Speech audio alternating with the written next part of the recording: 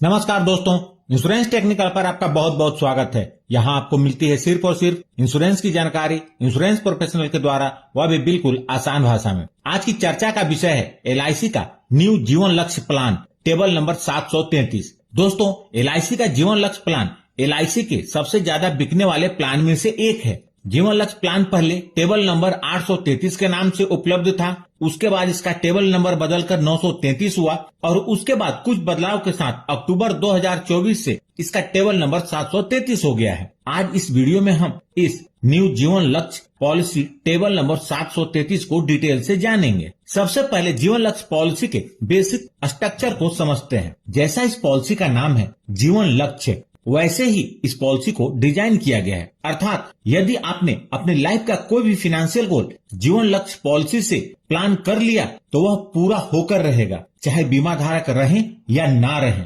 LIC की जीवन लक्ष्य पॉलिसी बाकी इंश्योरेंस प्लान से बिल्कुल अलग है। आमतौर पर जो लाइफ इंश्योरेंस की पॉलिसी होती है उसमें बीमा धारक जीवित रहते हैं तो उन्हें मैच्योरिटी का भुगतान होता है, और यदि पॉलिसी पीरियड के दौरान उनके साथ अनहोनी हो जाती है तो नॉमिनी को डेथ बेनिफिट का भुगतान हो जाता है और पॉलिसी बंद हो जाती है। लेकिन जीवन लक्ष्य पॉलिसी वैसी पॉलिसी नहीं है। इसकी जो सबसे खास बात यह है कि पॉलिसी पीरियड के दौरान यदि बीमा धारक के साथ कुछ अनहोनी होती है तो यह पॉलिसी बंद नहीं होती। इसके अंतर्गत सबसे पहले सम इंश्योर्ड का 10% हर साल रेगुलर इनकम के रूप में मिलने लगता है, और उसके बाद नॉमिनी को जो दूसरा बेनिफिट मिलता है कि भविष्य के सारे प्रीमियम माफ हो जाते हैं, और पॉलिसी पीरियड जब खत्म होती है तो उस टाइम पर मैच्योरिटी का भुगतान नॉमिनी को हो जाता है। इसलिए कहते हैं इस पॉलिसी से लक्ष्य को प्लान किया तो वह पूरा जरूर होगा। यह पॉलिसी बीमा धारक को प्रोटेक्शन और सेविंग दोनों प्रदान करती है। यह एक नॉन लिंक प्रोडक्ट है, अर्थात यह पॉलिसी शेयर मार्केट से जुड़ी हुई नहीं है। यह एक लिमिटेड प्रीमियम पेमेंट प्लान है जिसके तहत बीमा धारक को चुने गए पॉलिसी पीरियड से 3 वर्ष कम पीरियड प्रीमियम का भुगतान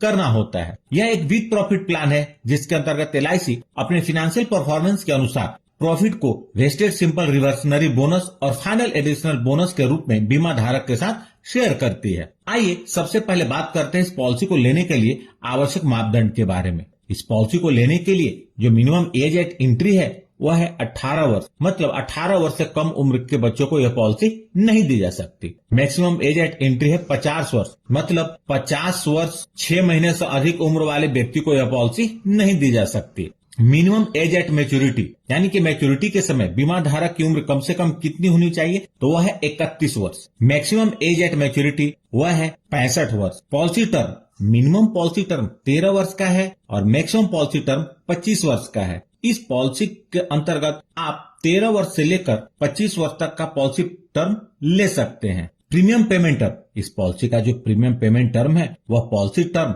-3 वर्ष है। मतलब यदि पॉलिसी टर्म 13 वर्ष है तो प्रीमियम पेइंग टर्म 13 - 3 = 10 वर्ष होगा। यदि आप 20 वर्ष का पॉलिसी पीरियड लेंगे तो प्रीमियम पेइंग टर्म 20 - 3 अर्थात 17 वर्ष प्रीमियम पे करना होगा। मिनिमम सम इंश्योर्ड, जीवन लक्ष्य पॉलिसी के अंतर्गत मिनिमम सम इंश्योर्ड 2 लाख रुपए का है। मैक्सिमम सम इंश्योर्ड की कोई लिमिट नहीं है। अब बात करते हैं राइडर्स के बारे में। राइडर्स का मतलब होता है पॉलिसी बेनिफिट के अलावा अतिरिक्त बेनिफिट, और इसके लिए अतिरिक्त प्रीमियम का भुगतान करना पड़ता है। इस पॉलिसी के अंतर्गत 3 राइडर्स उपलब्ध हैं। पहला है LIC accidental death and disability benefit rider, दूसरा एलआईसी एक्सीडेंट बेनिफिट राइडर और तीसरा न्यू टर्म एश्योरेंस राइडर। अगर आप इस राइडर को पूरी तरह समझना चाहते हैं तो मैंने इन राइडर्स की अलग से वीडियो बनाई हुई है, आप उसे जरूर देखें। वीडियो की लिंक मैंने इस वीडियो के डिस्क्रिप्शन में दे दी है। आपकी जानकारी के लिए बता दूं कि एलआईसी के जो भी राइडर्स हैं उसे किसी भी पॉलिसी में लेंगे तो उसके टर्म्स, कंडीशन और बेनिफिट एक जैसे ही रहेंगे। आइए अब इस पॉलिसी को हम उदाहरण के साथ समझते हैं। मिस्टर जतिन, जिनकी उम्र 25 वर्ष है, जीवन लक्ष्य पॉलिसी टेबल नंबर 733 लेते हैं जिसका सम इंश्योर्ड 10 लाख रुपए है। पॉलिसी टर्म के रूप में उन्होंने 25 वर्ष का चुनाव किया है। चूंकि यह लिमिटेड प्रीमियम पेमेंट की पॉलिसी है जिसमें पॉलिसी पीरियड से 3 वर्ष कम तक प्रीमियम का भुगतान करना होता है, तो मिस्टर जतिन को 22 वर्ष तक प्रीमियम का भुगतान करना होगा। यदि mister Jatin monthly premium payment mode का चुनाव करते हैं तो उनका मंथली प्रीमियम लगभग 3,515 रुपए होगा। यदि mister Jatin annual premium payment mode का चुनाव करते हैं तो उनका एनुअल प्रीमियम 41,232 रुपए होगा। सिर्फ पहले वर्ष का प्रीमियम इससे थोड़ा ज्यादा होगा। इस प्रकार मिस्टर जतिन पूरे पॉलिसी पीरियड के दौरान टोटल 9,08,012 रुपए प्रीमियम के रूप में भरेंगे। सबसे पहले इस पॉलिसी की मैच्योरिटी को देखते हैं। जब पॉलिसी के 25 वर्ष पूरे हो जाएंगे, यानी कि मिस्टर जतिन की उम्र जब 50 वर्ष होगी तो इस पॉलिसी की मैच्योरिटी हो जाएगी और मिस्टर जतिन को मैच्योरिटी का भुगतान कुछ इस प्रकार होगा। सबसे पहले पॉलिसी का सम इंश्योर्ड 10 लाख रुपए, उसके बाद वेस्टेड सिंपल रिवर्सनरी बोनस 11,50,000 रुपए, उसके बाद फाइनल एडिशनल बोनस 4,50,000 रुपए, टोटल 26 लाख रुपए मिस्टर जतिन को मिलेंगे। आप यहाँ देख सकते हैं कि मिस्टर जतिन ने लगभग 9 लाख रुपए प्रीमियम के रूप में भरे और मैच्योरिटी के रूप में उन्हें लगभग 26 लाख रुपए मिले। दोस्तों, यहाँ जो मैंने मैच्योरिटी कैलकुलेट की है वह LIC द्वारा डिक्लेयर किए गए वर्तमान बोनस रेट के आधार पर है, अतः आपकी मैच्योरिटी इससे थोड़ी अलग हो सकती है, लेकिन इसी के आसपास होगी। अब बात करते हैं डेथ बेनिफिट के बारे में। पॉलिसी लेने के बाद से लेकर पॉलिसी पीरियड के दौरान कभी भी मिस्टर जतिन के साथ कुछ अनहोनी हो जाती है और वो अपने परिवार के बीच नहीं रहते तो नॉमिनी को डेथ बेनिफिट का भुगतान होगा, चाहे अनहोनी पॉलिसी लेने के तुरंत बाद हो या कभी भी हो। यहाँ हम मान लेते हैं पॉलिसी के 5वें वर्ष में मिस्टर जतिन के साथ अनहोनी हो जाती है और वो अपने परिवार के बीच नहीं रहते, तो इस केस में मिस्टर जतिन के नहीं रहने पर यह पॉलिसी बंद नहीं होगी। बचे हुए पॉलिसी पीरियड के दौरान प्रीमियम का भुगतान LIC करेगी और इतना ही नहीं, हर साल पॉलिसी की एनिवर्सरी पर नॉमिनी को